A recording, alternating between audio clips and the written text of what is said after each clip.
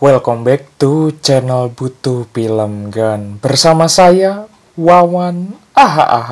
Jos. Kali ini kita akan bahas cerita singkat anime The Case Study of Vanitas bagian kedua. Tapi sebelum masuk ke ceritanya, kita mau ngingetin ke kalian, jangan lupa untuk klik subscribe dan like juga guys. Ayo sama-sama bantu channel ini supaya memberikan manfaat dan hiburan ke semua orang, oke? Pada malam itu, Noe dan Vanitas berdansa dan Noe menanyakan arti dari cinta. Di rumah Ruthven, Noe dan Vanitas memakan kue tarte tatin bersama dengan teman mereka, Dominic, Luca, dan Jeanne. Luca masih marah atas ciuman Vanitas dengan Jeanne. Vanitas juga menyatakan jatuh cinta kepada Jeanne. Vanitas kemudian menunjukkan tanda bentuk bunga akibat bekas gigitan Jeanne di lehernya. Jeanne kemudian membawa kabur Vanitas melalui jendela rumah. Setelah itu, Noe pun ikut mengejar mereka berdua dan meninggalkan Dominic serta Luca berdua di sana. Di sisi bangunan, Vanitas berbicara dengan Jeanne yang tampaknya Jeanne tidak ingin tahu soal hasrat menghisap darah dan membawa kutukan. Vanitas kemudian menawarkan kepadanya untuk merahasiakan hal tersebut. Dia menyuruhnya untuk tidak meminum darah orang lain lagi, tetapi hanya meminum darah dari Vanitas. Selain itu, dia juga harus memanggil nama Vanitas, bukan manusia. Noe dan Dominic bertemu di atas atap, kemudian Dominic menghisap darah Noe, sebaliknya Noe juga menghisap darah Dominic. Noe dan Vanitas kemudian mengunjungi kastil Carbunculus. Mereka juga bertemu dengan Ruthven di ruangannya. Mengatakan kepada Noe dan Vanitas bahwa dia percaya charlatan sedang berusaha untuk membunuh Lucius Oriflame di masa depan. Vanitas kemudian memintanya untuk bertemu dengan Ratu. Dengan alasan dia yakin sumber para pembawa kutukan itu adalah dari sang Ratu. Dan meminta izin untuk memeriksa setiap bagian tubuh ratu tersebut. Ruthven pun marah dan kemudian melarang Vanitas untuk datang ke kastilnya lagi. Vanitas bertemu kembali dengan Dante yang memberikan informasi kepadanya. Dia tahu lokasi persembunyian pembawa kutukan itu di Paris. Dante juga memberikan barang hasil rampasan tersebut ke Vanitas yang berwujud pedang dan 6 sayap. Noe dan Vanitas kemudian pergi ke tempat yang disebut Chasseur. Mereka berdua berusaha menyelinap masuk ke gedung itu, namun kepergok oleh 2 orang penjaga di sana. Mereka menangkap penjaga itu dan menggunakan kostumnya untuk menyusup. Mereka kemudian tersesat dan dihampiri oleh Roland. Ternyata Roland menyamar dan menjebak mereka. Vanitas pun dikurung, sedangkan Noe di luar dan diganggu oleh granat yang dilemparkan oleh Roland. Roland kemudian menyuntikkan serum hijau itu untuk membunuh vampir. Noe kemudian memanggil Vanitas dan Roland kemudian memeluknya dengan erat. Vanitas mencoba menolaknya. Noe kemudian pulih dari serangan granat itu. Roland kemudian menyerangnya. Dia pun mencoba menghindar dari serangannya. Roland pun mengatakan setiap vampir yang masuk ke tempatnya tidak boleh dibiarkan hidup. Vanitas mencari akal untuk melepas dari sel tersebut. Saat Roland sedang lengah, dia pun dibanting oleh Noe ke dinding.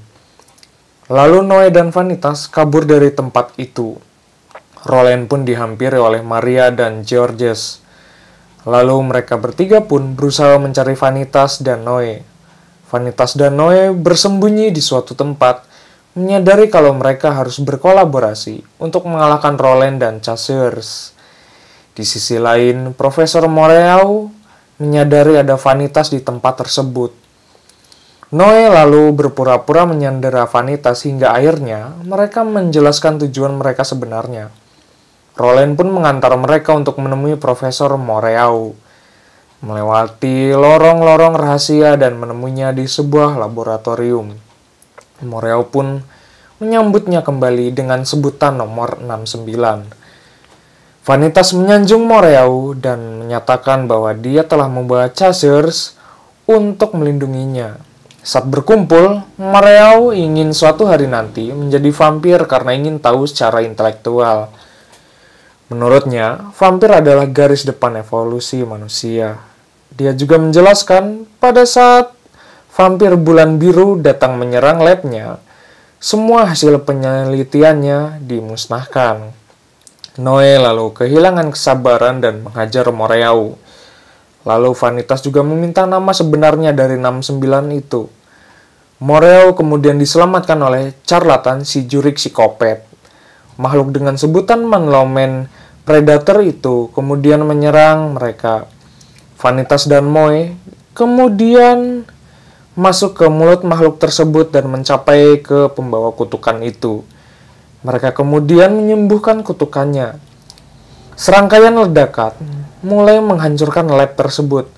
Vanitas dan Noe keluar dari tempat itu di lubang dekat sungai. Jeanne mengajak Vanitas berkencan agar dapat mengurangi ketertarikan dirinya kepada Vanitas.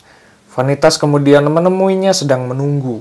Di sisi lain, di depan kamar, Amelia memberikan sebuah kartu kepada Vanitas. Noe tidur sampai 3 leprak ke lantai. Jeanne menyatakan dirinya sebenarnya sangat membencinya, tetapi dia selalu memikirkan Vanitas dari pagi, siang, dan malam, dan mengakui sangat jatuh cinta kepada Vanitas. Selain itu, Jeanne juga curhat ke Dominic bahwa semakin dia menolaknya, Vanitas semakin bahagia dengannya, dan memikirkan cara untuk membuat Vanitas benci kepadanya. Saat sedang berjalan berdua, Dante dan Dominic mengawasi dan mengikuti mereka berdua secara diam-diam. Vanitas pun menyelamatkan Jeanne dari kecelakaan saat menyeberang. Mereka berdua berjalan bersama di kota Paris. Di sisi lain, Noe yang sedang tiduran dihampiri oleh Ruthven dan mengajaknya ke sebuah kafe dan ingin mengobrol panjang dengannya. Ruthven ingin mengetahui lebih dalam tentang Vanitas. Namun, Noe menjelaskan kepadanya, dia memperlakukan vampir dan manusia itu sama saja dan ingin menyelamatkan siapapun dari bahaya, meskipun itu vampir atau manusia. Ruthven pun marah atas tanggapannya. Dia pun menyerang Noe dan menggigit lehernya. Sementara itu, Jeanne dan Vanitas duduk di sebuah taman. Seorang anak laki-laki yang sedang main, dia terjatuh dan terluka. Hal itu memicu nafsu haus darah Jeanne. Jeanne yang akan menyerangnya kemudian dihadang oleh Vanitas. Dante kemudian memasang bom asap agar mereka berdua bisa kabur. Vanitas membawanya ke suatu tempat dan kemudian Vanitas mengizinkan Jeanne untuk menghisap darahnya. Vanitas bertanya kepadanya soal pembawa kutukan. Namun Jeanne tidak dapat menjawabnya dan Vanitas mengancam akan membunuhnya. Vanitas dan Jeanne mengobrol dan berjalan bersama hingga malam. Kemudian Vanitas menyadari Noe sedang dalam ancaman. Dia pun lari, cabut meninggalkan Jeanne sendirian di sana. Vanitas mendatangi hotel dan melihat Noe sedang tidur 3 leprak di lantai.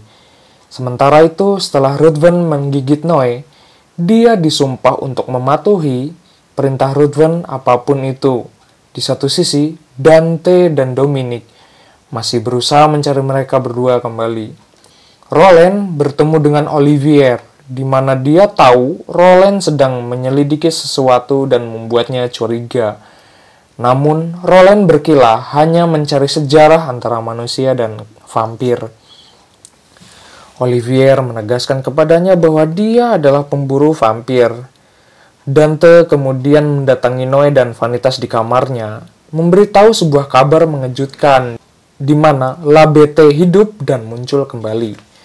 Labete adalah hewan yang mirip dengan serigala, namun dengan ukuran yang lebih besar. Dante menjelaskan, metode pembunuhan yang dilakukan Labete itu beragam, seperti pada abad ke-18. Vanitas memutuskan untuk pergi mencari Labete, sekaligus menemukan pembawa kutukan. Noe kemudian terganggu aroma darah Vanitas yang begitu wangi. Lalu jika Noe menghisap darahnya dan melihat ingatan yang dimilikinya, dia diancam akan dibunuh oleh Vanitas. Kemudian Vanitas memutuskan pergi melakukan perjalanan ke Gevau dan bersama Noe untuk menyelidiki Labete. Anyway, cukup segini pembahasan ceritanya. Sampai jumpa di video berikutnya. Bye-bye.